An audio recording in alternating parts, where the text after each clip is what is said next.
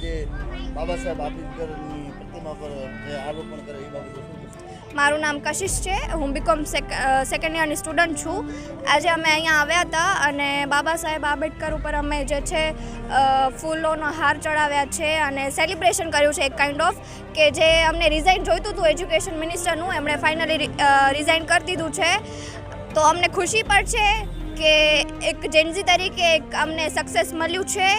તો અમે સેલિબ્રેટ કર્યું છે અને હું ખૂબ આભારી છું બધાને કે ભુજમાં ઘણા બધા લોકો પ્રોટેસ્ટમાં તે જે અમે કરતા હતા એમાં જોડાયા, અમારો સાથ આપ્યો અને આપણા બધાનો સાથ ભેગા થઈ અને જે એજ્યુકેશન મિનિસ્ટર છે એમનો ઇસ્તીફા આપણે લેવડાવ્યો. Thank you.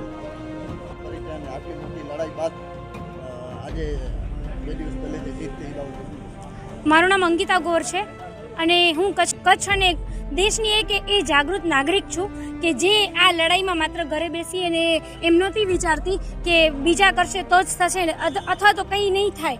અમે હોપફુલ હતા એ જેન્ઝીસ માટે જેને અત્યાર સુધી બધા લોકોએ રીલ બનાવતા ને રીલ ઉપર ડાન્સ કરતા વખોડ્યા છે.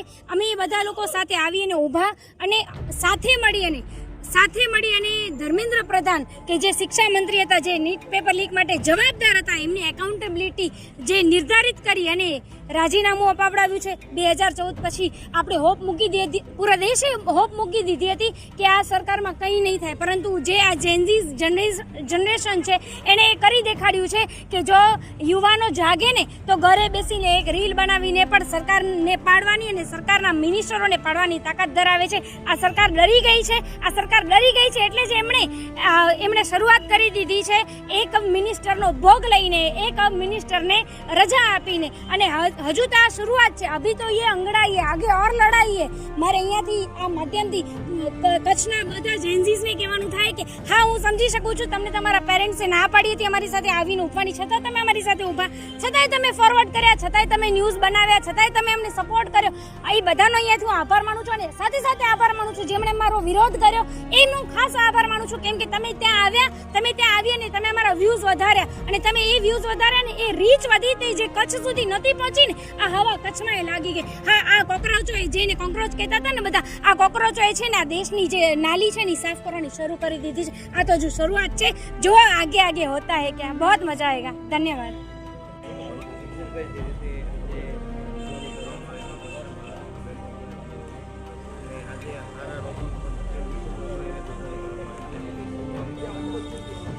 આ જીત છે જેનજીની, આ જીત છે યુવાઓની, આ જીત છે એક લડતની, આ જીત છે લોકશાહીની, આ જીત છે સંવિધાનની. ત્યારે આજ રોજ ભુજ કચ્છ ખાતે બાબા સાહેબ સ્ટેચ્યુ પાસે આવી અને એમને હારારોપણ કર્યું છે. કારણ કે બાબા સાહેબ આંબેડકર દ્વારા જે નિર્મિત સંવિધાન છે એ સંવિધાનની આજે જીત થઈ છે.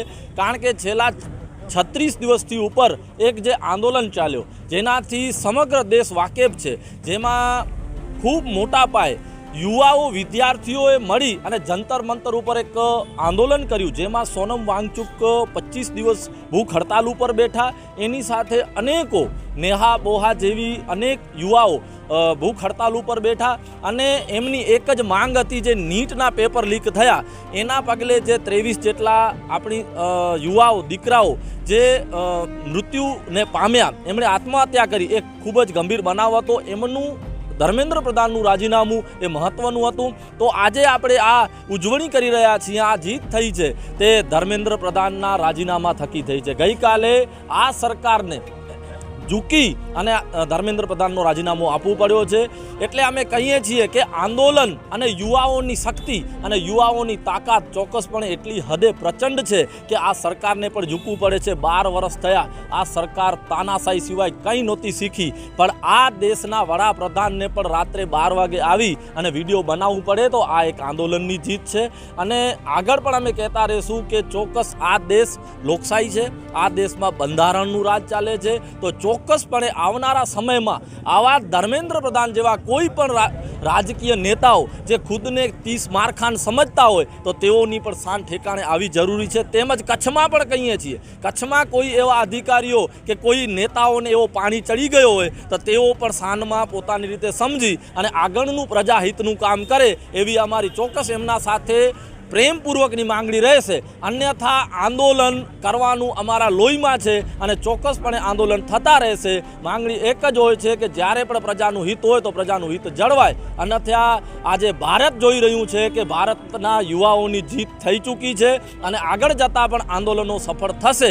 માટે આજે અમે બાબા સાહેબ આંબેડકરને ફુલાર કરી અને જે પણ સાથીઓ ભુજ 21-22 જુલાઈ જે આંદોલન થયું, ભૂખ હડતાલ થઈ, એનામાં પણ જોડાયા હતા અને અહીંયા ભુજમાં પણ ધરણામાં જોડાયા હતા. સર્વેને અમે અભિનંદન પાઠવીએ છીએ. આ જંતર મંતર ઉપર જે લાઠીઓ પણ ખાધી એમને પણ અમે અભિનંદન પાઠવીએ છીએ, કારણ કે એમની તાકાત હતી, એમણે મરી જવાની એક શક્તિ બતાવી હતી અને ભારતભરમાં કોઈ પણ રાજ્ય કે કોઈ જિલ્લો તાલુકો એવો બચ્યો નહીં જેનામાં આંદોલનની શરૂઆત ના થઈ. એટલે એક જેણે આંદોલનમાં જોડાયો એ સર્વેની આ જીત છે. અને એટલું ચોક્કસ કહીશ, જે સામાજિક તત્વો કહી રહ્યા હતા ને કંઈ ન થાય, તો તમને કહી દઉં કે હું કાંઈ હોતું નથી. ચોક્કસ આંદોલનની જીત થાય છે અને થઈ છે. ધન્યવાદ.